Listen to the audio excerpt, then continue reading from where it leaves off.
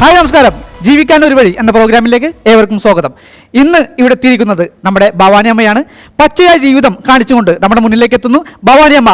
Please welcome Bhavani അമ്മ.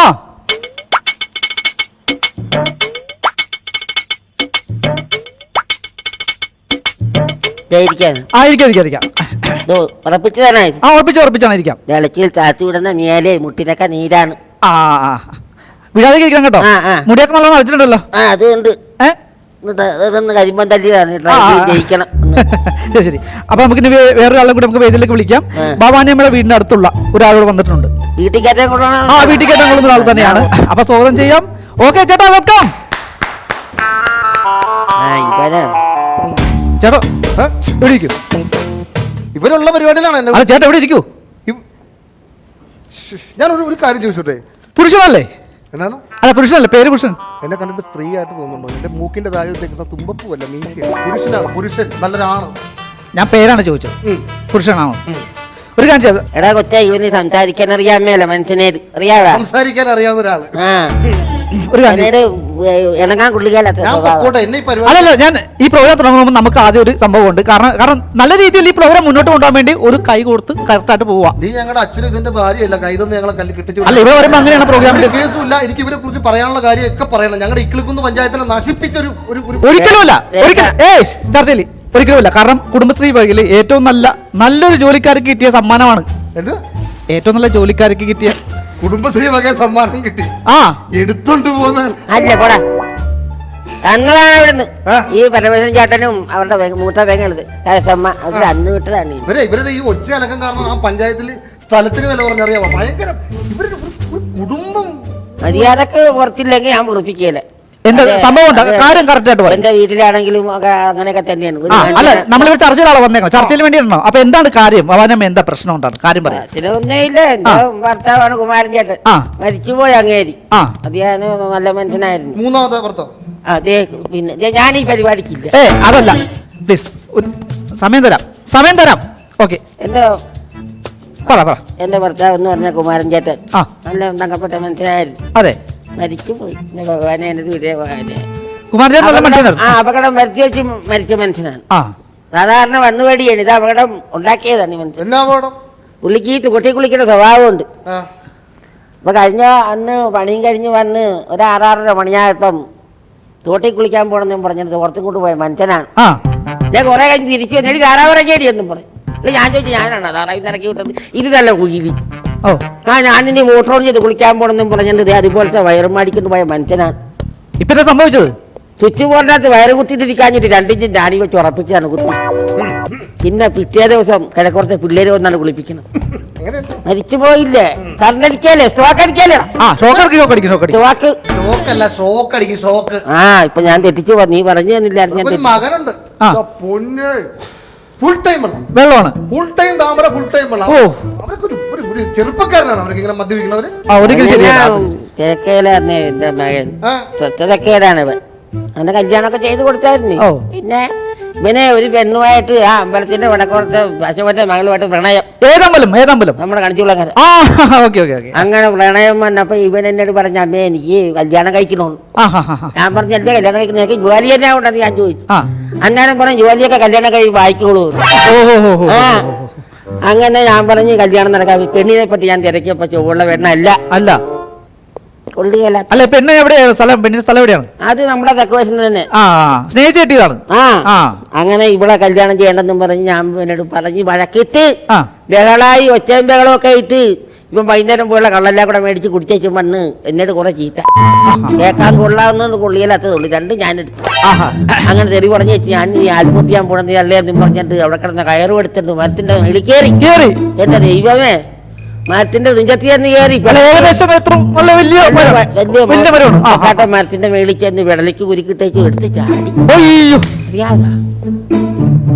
ഇത് വിഷമമുണ്ടെന്നറിയാം.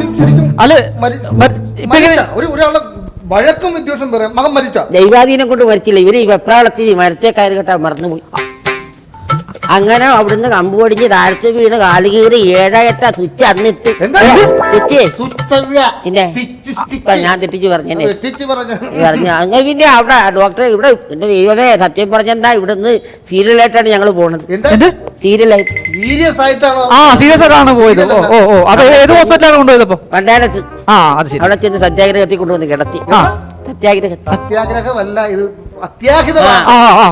പിന്നെ ഗ്ലൂക്കോസ് കയറ്റിയിൽ പിന്നെ നോവലാകണത്. ഗ്ലൂക്കോസ് അല്ല, ഗ്ലൂക്കോസ് കയറ്റി കഴിഞ്ഞാൽ നോർമലായെന്ന് അങ്ങനെ പറഞ്ഞത്. അങ്ങനെ ഡോക്ടറെ കാണിച്ച് ഡോക്ടർ കൂടെ ചീത്തൊക്കെ കുറിച്ച് തന്നു. പുറത്ത് പോയി ബ്ലഡ് ടെസ്റ്റ് ചെയ്യണമല്ല. ബ്ലഡ് അല്ല, ബ്ലഡ്. ഞാൻ നമുക്ക് കാര്യങ്ങളൊക്കെ ഞാൻ പറയട്ടെ ഞാനല്ല. അങ്ങനെ ഡോക്ടറെ കൊണ്ട് കാണിച്ചപ്പോ ഈ രക്തം ടെസ്റ്റ് ചെയ്തു, പിന്നെ വേറെ ഏതാണ്ടൊക്കെ യൂറിയ ടെസ്റ്റ് ചെയ്തു. അങ്ങനെ നോക്കിച്ചപ്പോ ഈ ചെറുക്കനി ടൈൽ റോഡിന്റെ കുഴപ്പമുണ്ട്. ടൈൽ റോഡ്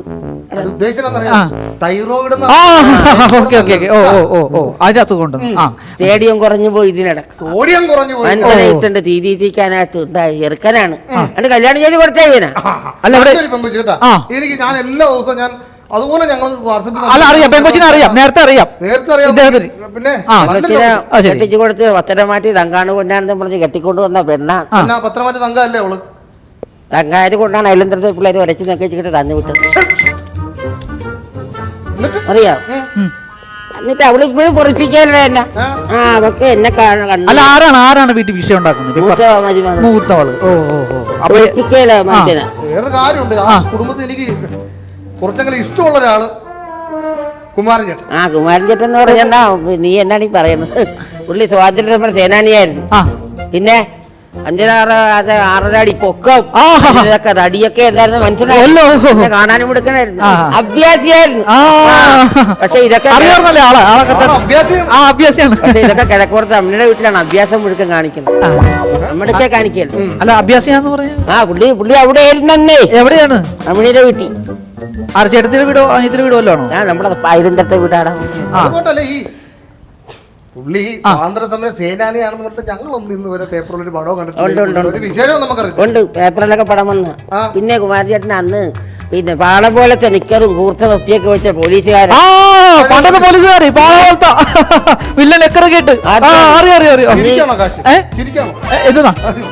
എനിക്ക് ഓൾറെഡി അങ്ങനെ എപ്പോഴും ഉള്ളതാണ്.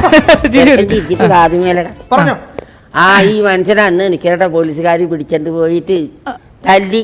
കണ്ടരുമാനം. പിന്നെ കണ്ടരുമാനം തല്ലിയിട്ട് ഒരു അക്ഷരം കുമാരചേട്ടൻ മിണ്ടിയില്ല. അതാണ് ഒരു ആണത്വം എന്ന് പറഞ്ഞു കഴിഞ്ഞാൽ. അങ്ങനെ കുമാരചേട്ടൻ നല്ലൊരു ഒരു ആണായിരുന്നു, ഒരു പുരുഷനായിരുന്നു, ഒരു ബ്യൂട്ടിഫുൾ മാൻ. ഒരു അക്ഷരം മിണ്ടില്ല എന്നൊക്കെ കരുതിയാണ് ഞാനും ഇരുന്നത്. ഈ കുമാരചേട്ടന്റെ വായിക്കകത്ത് തോർത്തെല്ലാം കൂടെ ചുരുട്ടി വെച്ചാണ് തല്ലും മുഴുവൻ തല്ലിക്കൂട്ടണത്. പിന്നെ എങ്ങനെ നിലവിളിക്കണം? പിന്നെ കണ്ണീന്ന് കണ്ണുനീര് വീടിനെ കാണുമ്പോൾ അറിയാൻ കുത്തിയിരുന്ന് നിലവിളിക്കണം. അത് കഴിഞ്ഞ് എൻ്റെ ഭഗവാനെ കണ്ണൂരാണ് കാസർഗോട്ടാണ് എങ്ങാണ്ട് ചെല്ലിനകത്ത് കൊണ്ടുചെന്ന് പിടിച്ച് കിടത്തി മലത്തി കിടത്തിക്കൊണ്ട് ഇവന്മാരെല്ലാം കൂടെ ഈ സൂക്ഷിച്ച കാലം നെഞ്ചത്തിട്ട് ചവിട്ടി. അറിയാവാ എന്ത് വിഷമം ഉണ്ടാവും. പക്ഷെ കുമാരൻ ചേട്ടന് ഓരോ ചവിട്ട് കിട്ടുമ്പോഴും മലത്ത് കിടന്നിട്ട് ചിരിയാണ്. ചവിട്ട് കിട്ടുമ്പോഴും മലന്ന് കിടന്നിട്ട് ചിരിക്കും. ആണത്തല്ല, ഞാൻ പറഞ്ഞില്ല നിക്കരുടെ പോലീസുകാരാണെന്ന്. ഒരു കാലി പൊക്കിയപ്പോ ഏതാണ്ട് കണ്ടോ.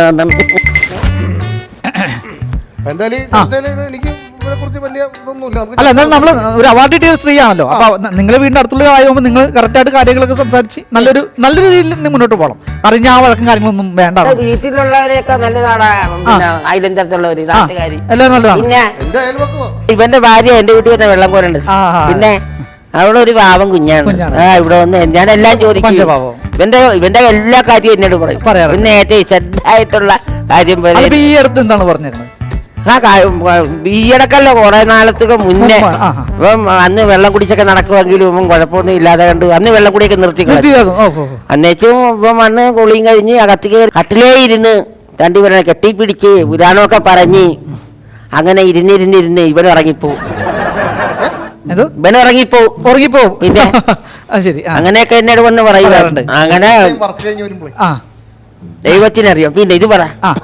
അപ്പൊ അങ്ങനെ ഈ കൊച്ചു വന്നപ്പോ ഞാൻ ചോദിച്ചത് ഈ കല്യാണം കഴിഞ്ഞിട്ട് 6-7 മാസമായില്ല, വിശേഷമൊന്നും ആയില്ലെന്ന് ചോദിച്ചു. അന്നേരം പറഞ്ഞു മൂത്തമ്മ വിശേഷമായിട്ടിരിക്കുന്നു. അപ്പൊ ചേട്ടൻ വന്നപ്പോ ഇങ്ങനെ പറഞ്ഞു വിശേഷമായിട്ടിരിക്കുന്നു പറഞ്ഞപ്പോ ഇവൻ വട്ടം പൊക്കി എടുത്ത് കോരിയെടുത്ത് കറക്കി. പിന്നെ ചെയ്യല്ലേ അങ്ങനെ സന്തോഷം കൊണ്ട് നമ്മള് കോരിയെടുത്ത് കറക്കി. എന്നുവെച്ചാൽ ആപ്പിള് പറഞ്ഞ് മുന്തിരിയൊക്കെ തിന്നാൻ മേടിച്ച് കൊടുത്തെന്ന് പറഞ്ഞു.